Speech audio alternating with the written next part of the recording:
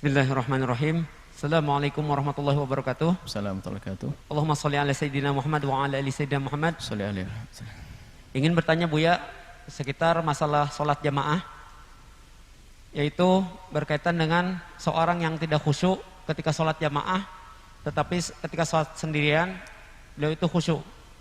Nah, sebaiknya apa yang dilakukan seorang jamaah ini supaya menjadi sholatnya lebih khusyuk, Buya? Syukron. Assalamualaikum warahmatullahi wabarakatuh. Waalaikumsalam warahmatullahi wabarakatuh.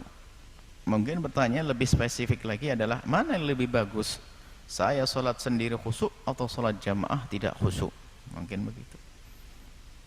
Kalau itu pertanyaannya dijawab bahwasanya jumhur ulama mengatakan ikuti berjamaah, nanti akan dapat khusyuk. Tapi Imam Ghazali mengatakan kekhusyukan penting, maka sendiri saja lebih bagus. Maka kembali kepada kebanyakan ulama, maka sholatlah berjamaah biarpun belum khusyuk, nanti akan semakin terbiasa. Adapun khusyuk ini adalah ada tip-tip sendiri, dan khusyuk itu adalah wahbi. Khusyuk itu karunia dari Allah Subhanahu wa taala. Dari satu orang saja berbeda-beda. Kadang kita sholat subuh khusyuk, duhur sudah enggak lagi. Kadang duhur khusyuk, asar sudah enggak bisa lagi. Tapi kita mengusahakan untuk khusyuk itu penting. Ya, di antaranya ada beberapa hal yang sering kita sampaikan untuk berusaha khusyuk adalah yang pertama adalah sholatlah di waktu sholat. Sholatlah di waktu sholat. Artinya memang jadwal sholat itu kita kosongkan dari jadwal yang lainnya. Sudah tahu sholat duhurnya adalah jam 12, janjiin sama orang mau telepon. Nah, ini salahnya kita. Gitu, teleponnya taruh di saku, getar lagi. Gimana bisa khusyuk? Jangan janjian. Pokoknya waktu sholat akan saya utamakan. Nggak boleh diganggu apapun. Nggak telepon, nggak ngasih duit, nggak ngasih, pokoknya. Makanya orang nonton film sholat di antara nonton sinetron ya kan kacau. Giliran sholat sinetronnya sudah main lagi kan, ya enggak. Sholat sambil jaga toko nggak ditulisi di depannya Allahu Akbar, Bu, Pak, mau beli, waduh duitku hilang nanti, kan begitu jadinya. Ditulisi dulu, ditutup lagi sholat. Tenang hati. Ini pertama adalah sholatlah waktu sholat, jangan sholat waktu jaga toko. Maksudnya ada janji dengan yang lainnya. Nomor satu kan sholat. Bahkan HP itu dimatikan, bukan digetar. Getar itu manggil sama orang lain aja nggak dengar, tapi kita tahu, waduh ini yang ngasih duit, ngebel. Yang kedua adalah fahami, ikuti bacaan kita, fahami.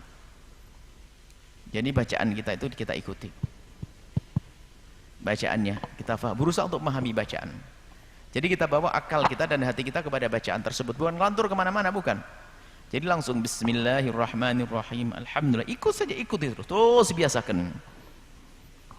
Bahkan kalau kita belum paham maknanya, kata Imam Haddad, membayangkan lafadznya supaya tidak kemana-mana pikiran kita. Kan lafadznya adalah alhamdulillahirabbil, supaya kita tidak kemana-mana, pahami maknanya. Jadi khusyuk itu kan memahami makna yang dibaca. Wah, yang dibaca tentang surga dia ingat neraka, nggak khusyuk. Itulah, nggak macam-macam khusyuk itu begitu. Jadi ikuti bacaan kita. Kemudian yang ketiga adalah jangan buru-buru. Kalau sholat jangan buru-buru. Artinya, makanya ada muqaddimah sholat, ada sholat qabliyah, ada sholat ba'diyah. Bahkan setelah sholat ada namanya zikir. Nah, kalau buru-buru nih, masih sholat sudah merencanakan, waduh, nanti biar saya yang pertama nih, sandal saya di mana tadi? Waduh, sandalnya di sana, mobilnya parkirnya salah lagi. Aduh, kayak gitu karena sholatnya buru-buru. Tapi kalau sudah pastikan, mau kemana kau? Habis sholat, mau naik mobil, mau langsung ke mobil? Enggak, baca zikir dulu, sholat 4 rakaat dulu. Maka yang keganggu yang pinggir-pinggirnya tadi, sholatnya utuh nanti. Qabliyah dulu ya, ba'diyah dulu ya. Maka itu untuk membantu kekhusyuan kita di dalam sholat. Setelah itu apa? Mintalah kepada Allah kekhusyuan. Semoga Allah memberikan kepada kita kekhusyuan. Itu adalah problem sama-sama. Kita sering digoda dengan macam-macam. Setannya itu macam-macam. Setan penyair itu adalah penyair itu setannya setan penyair.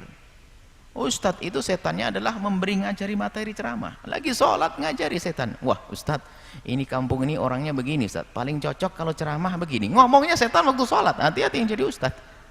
Setannya ngerti materi ceramah dia. Jadi sesuai dengan bakatnya. Kalau pebisnis, setannya jago bisnis dia tuh.